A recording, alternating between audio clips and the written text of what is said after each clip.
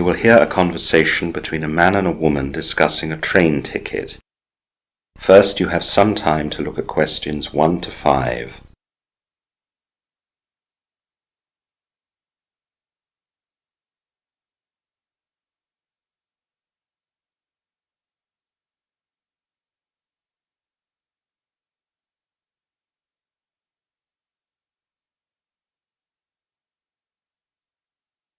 Good morning. Welcome to Southern Trains. What can I do for you today? Good morning. Can I get train tickets here? Yes, you can. Good. I'd like to buy a season ticket, please. That's no problem. First of all, I'd like to take some personal information. Okay. So what is your full name? I'm Sandra Williams. That's Sandra, and then Willilliams. Thank you. And can I have your full address, including the postal code? It's 43 Andover Way. The town is Stanton, and the postal code is ST6 3ED. Thank you. Now I need your date of birth. It's the 8th of October, 1994.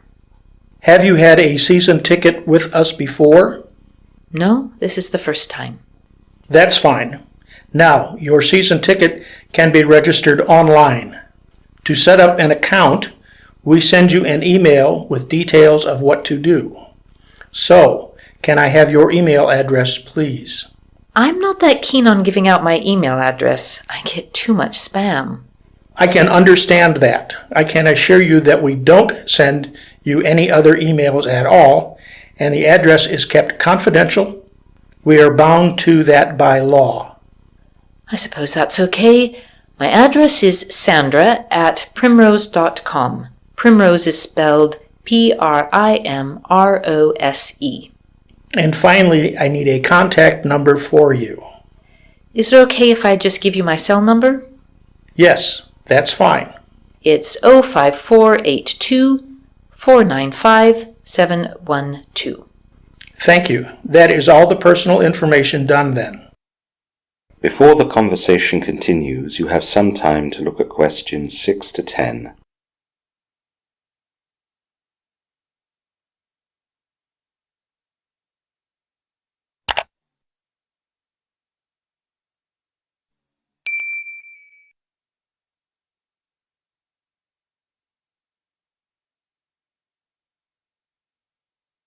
Now listen carefully and answer questions 6 to 10. Now I need some details about the season ticket. What journey do you need it for? I've just got a new job in Bexington, and I've quit my old job in Petersfield. I was thinking of driving to the new job, but there's always too much traffic when you pass Amberton. I thought the train would therefore be better for the commute trip from here in Stanton. I think you're right to do that. Trains don't get held up by traffic jams.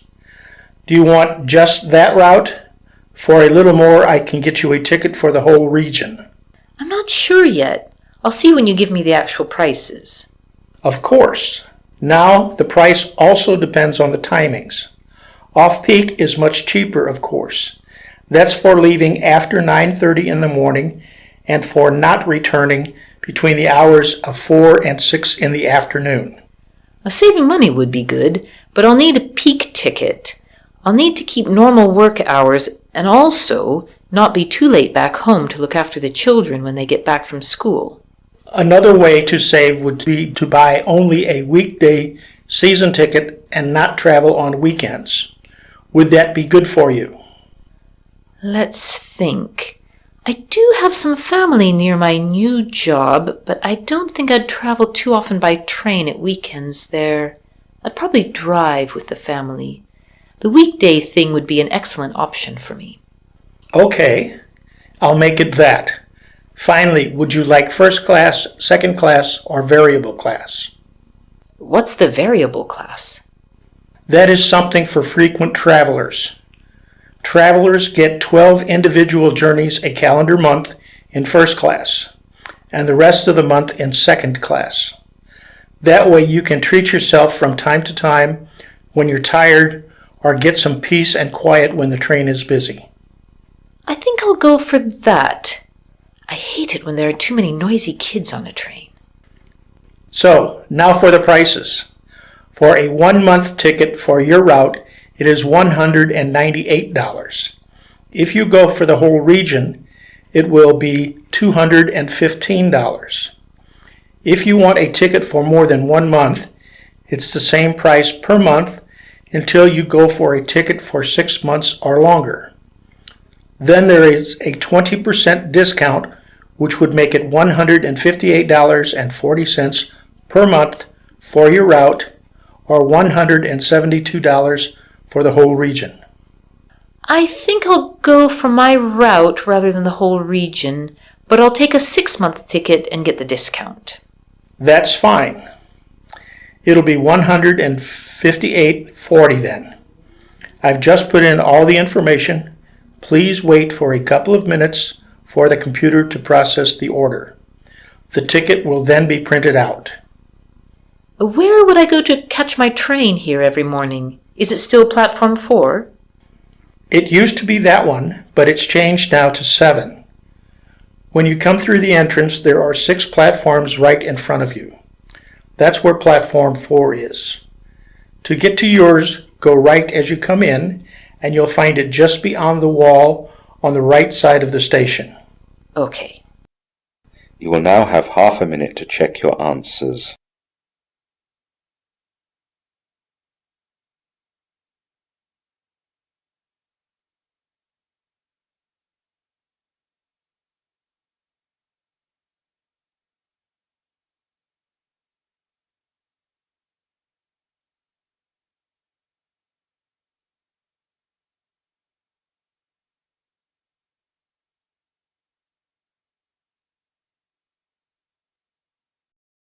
Now turns to part 2.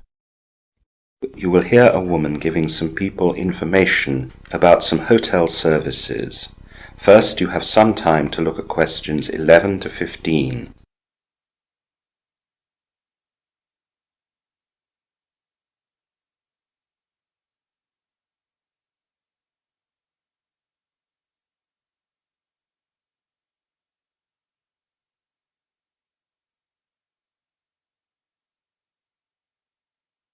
Now listen carefully to the information talk and answer questions 11 to 15. Hello everyone, my name is Anna. I'd like to welcome you all today to the Paradise Hotel, and I'll tell you now a little about the services we have on offer here. As you've probably noticed, the Paradise Hotel is built on a hill, and so its design reflects that. Our hotel is on 7 levels, and I'd quickly like to explain what can be found on each level. The main entrance to the hotel and the reception is on level 3. You can find the concierge's desk there, and also our coffee bar with its great view over the hotel's swimming pools, beach, and sea.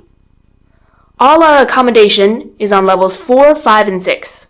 If your room is on level 4, then its number will start with a 4, for example 407, and if your room is on level 5, then its number will start with a 5, for example 523.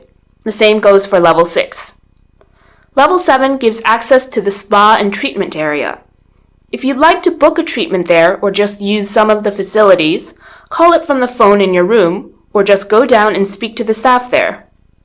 Level 7 also gives access to the swimming pools and beyond them the beach.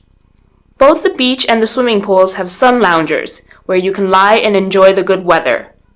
There are also snack kiosks and bars found around the pools and beach. Moving up from the reception level, level 2 is where all the hotel restaurants are. There are 3 to choose from. First, there is the chef's restaurant where you can eat breakfast, lunch, and dinner from the buffets provided. If you'd prefer to eat a la carte, the Eastern restaurant does Asian specialties such as Thai, Indian, and Chinese food, and the Ocean restaurant specializes in seafood and fish. Again, places can be booked for the Eastern and Ocean restaurants from your room phone, or you can book at reception on level 3, or just go to the restaurant itself. Level 1 has our fitness area. This includes a fully equipped gym with weights and aerobic machinery in classrooms, where you can go for scheduled fitness classes, such as aerobics, Pilates, yoga, or spinning. The schedules are all posted at the fitness area's reception and at the main hotel reception. You now have some time to look at questions 16 to 20.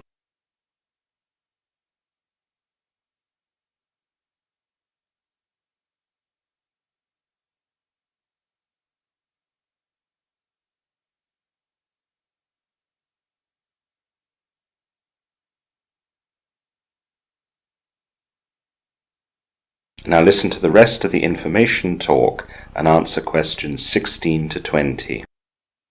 Now I'd like to let you know about some of the things that are going on this week at the hotel.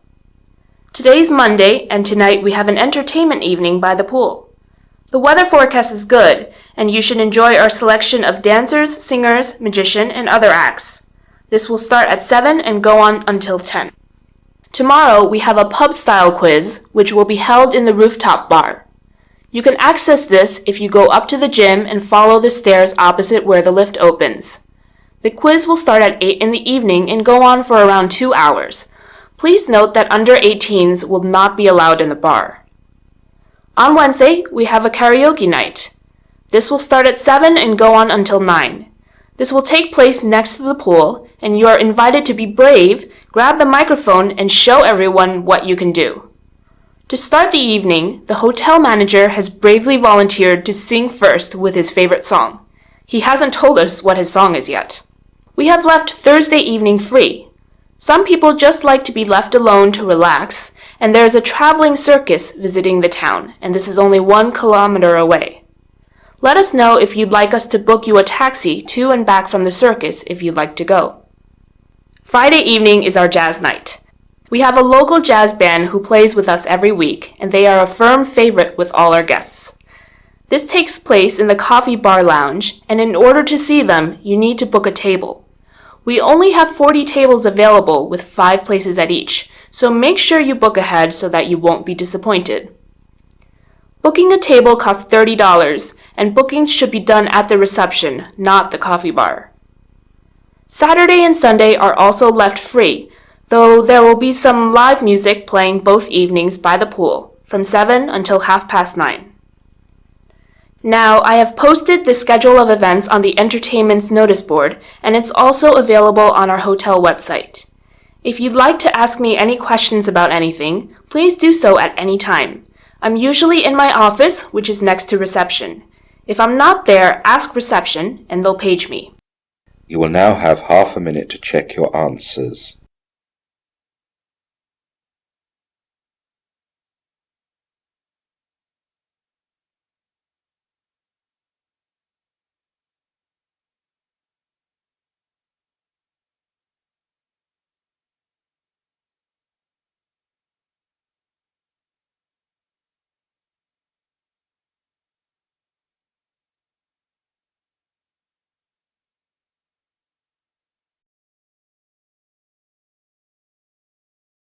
Now turns to part 3.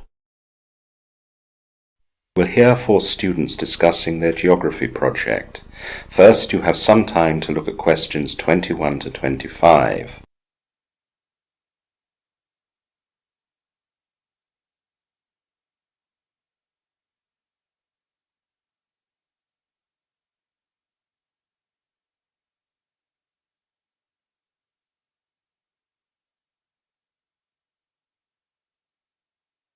Now listen carefully and answer questions 21 to 25.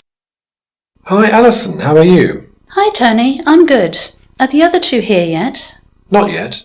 Oh, here they are now. Hi Greg, hi Sophie. Hi Tony, hi Alison. Hi guys. Are we late? Not at all. Well, let's get down to it right away. As you know, we're talking about our geography project today, and our task is to survey an area to see whether it would be suitable for a new supermarket. Alison, you told me yesterday that you had an idea of how to start. Yes, well the first thing is that we'll have to choose the actual site that we wish to survey. Once that's done, we'll need to do certain preparation work. So, does anyone have any idea of a suitable site to survey? Sophie, you're good at this. Thanks, Greg. I've got some ideas. There is a farmer's field on Castle Road, just after the road leaves town and goes over the bridge. That could be a good place. Another possible site I found was in the town centre, at the old cigarette factory. Finally, there's a possible site at the airport. Here are some notes I made for everyone. How's that, Greg? Excellent. I like the one at the cigarette factory. That'll be great for people to go to without having to travel too far. I also think that the town council would provide grants to help develop that site, as it's been abandoned for a long time. That's true, Greg, but if you look at Sophie's notes, it says that the size of the site is limited. Not that many people will go on foot, and while there'll be enough room for the actual supermarket building, there'll be no room for a car park. That's a good point, Alison. The potential cost of the site will be a lot higher too, as it's in the town centre. It's just a project though. We won't actually need to buy a site. No, but doing costs in the project will all be part of how we're assessed. We will need to look at all start-up costs as well as income forecasts for the first 10 years of operation. Okay, I see that it's important. I like the idea of the site by the river. It shouldn't be too expensive, and the site near the edge of the town would be good for people to get to. There's the town ring road that goes nearby the site as well. Yes.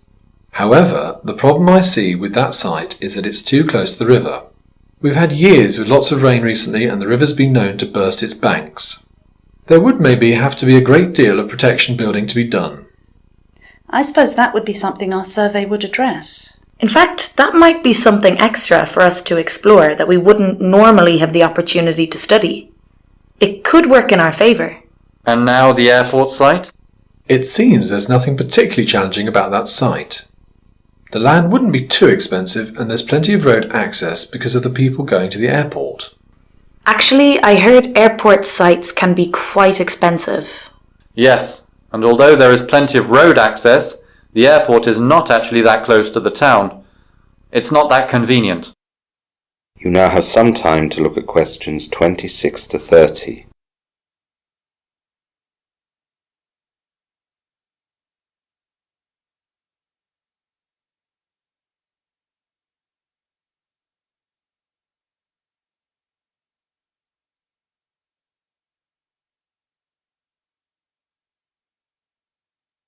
Now listen to the rest of the discussion and answer questions 26 to 30.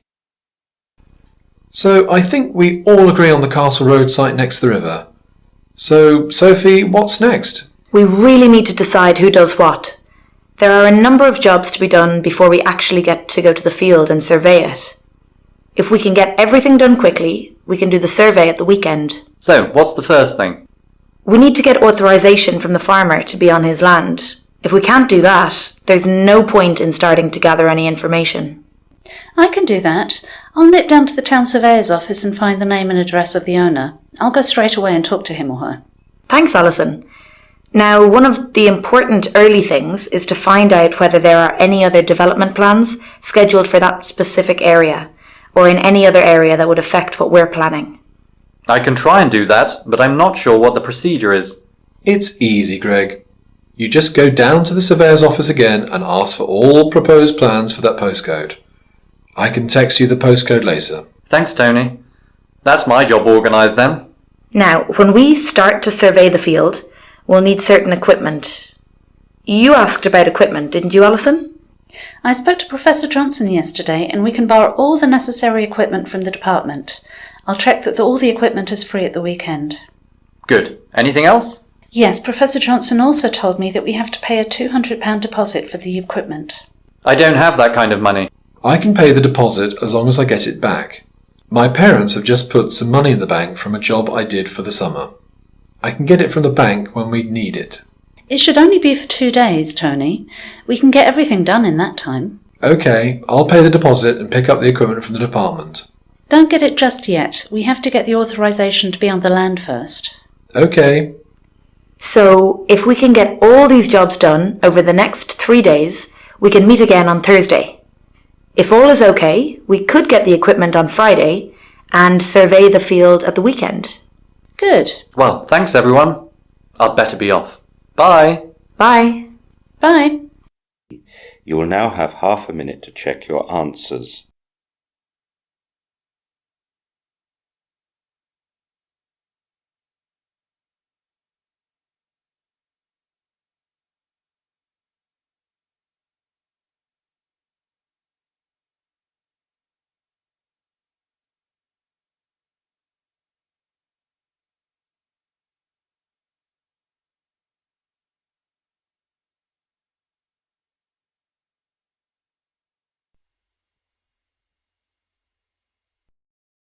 Now turns to part 4. You will hear part of a lecture on tea. First, you have some time to look at questions 31 to 40.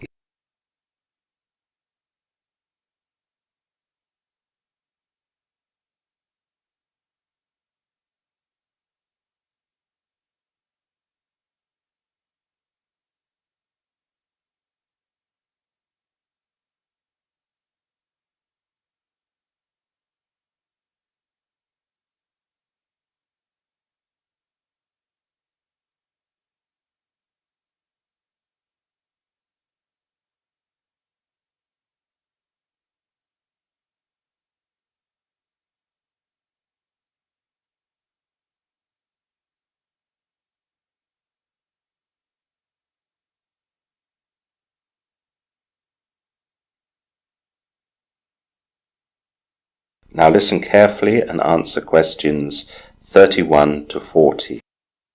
Today's lecture is about a product that has become a social custom in many countries: tea. Tea is first recorded as being drunk in China, with the first records of it dating from around 200 years BC. In fact, tea drinking certainly became established in China many centuries before it had even been heard of in the West. In the latter half of the 16th century, there are the first mentions of tea as a drink among Europeans. These are mostly from Portuguese, who were living in the East as traders and missionaries. Although some of these individuals may have brought back samples of tea to their native country, it was not the Portuguese who were the first to ship back tea as a commercial import. This was done by the Dutch, who in the last years of the 16th century began to encroach on Portuguese trading routes in the East. In the 17th century, the British took to tea with an enthusiasm that continues to the present day. It became a popular drink in coffee houses, which were as much locations for the transaction of business as they were for relaxation or pleasure. Coffee houses were thought to be the preserve of middle and upper class men, as women drank tea in their own homes, and then tea was still too expensive to be widespread among the working classes. In part, its high price was due to a punitive system of tax. The first tax on tea in the leaf, introduced in Britain in 1689, was so high at 25 pence per pound that it almost stopped sales. It was gradually reduced until as recently as 1964, when tea tax was finally abolished. British politicians were forever tinkering with the exact rate and method. During the 18th century, there was an equally furious argument about whether tea drinking was good or bad for the health. Wealthy philanthropists in particular worried that excessive tea drinking among the working classes would lead to weakness and melancholy. Typically, they were not concerned with the continuing popularity of tea among the wealthy classes, for whom strength for labour was of rather less importance. The debate rumbled on into the 19th century, but was really put to an end in the middle of that century, when a new generation of wealthy philanthropists realized the value of tea drinking to the temperance movement. In their enthusiasm to have the working classes go teetotal, tea was regularly offered at temperance meetings as a substitute for alcohol.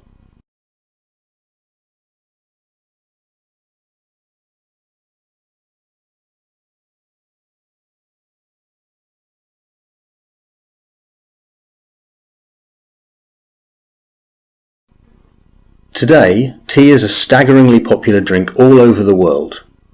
Although many people perceive the UK to be the biggest tea consumer, they only make up 6% of world tea consumption, which is the same as Russia. Japan, another traditional tea consumer, makes up 5%. Chinese consumption outstrips these countries with 16%, but India is the largest consumer with 23%. The rest of the tea consumption across the world is shared around the rest of the world.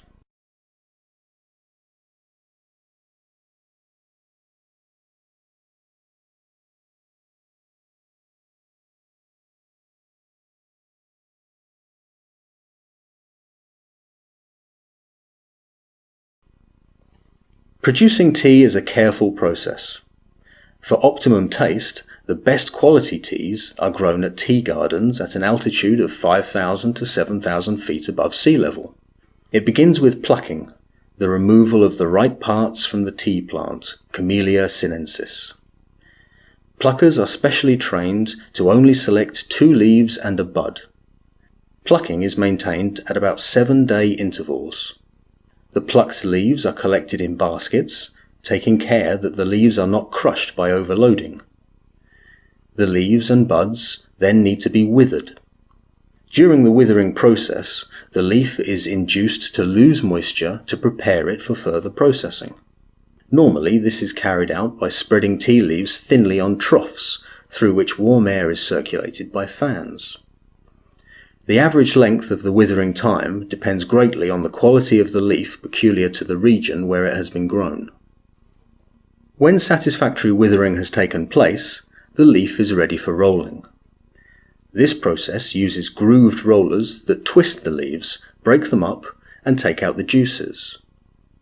Leaves pass through 3 to 4 such rollers, getting reduced in size and their cells broken up to enable fermentation. Normally, the tea ferments or oxidizes from 60 to 100 minutes, depending on the leaf quality. The character of the tea develops significantly during the fermentation process. The next part of the process is drying. The objective of drying is to arrest fermentation and remove any dampness from the tea. After completion of the drying process, the tea becomes fully black in colour. The teas are then sorted, graded and packed. The tea is sold at auctions to traders, who then employ tasters to decide how the teas should be blended to create the specific brands or retail requirements. You will now have half a minute to check your answers.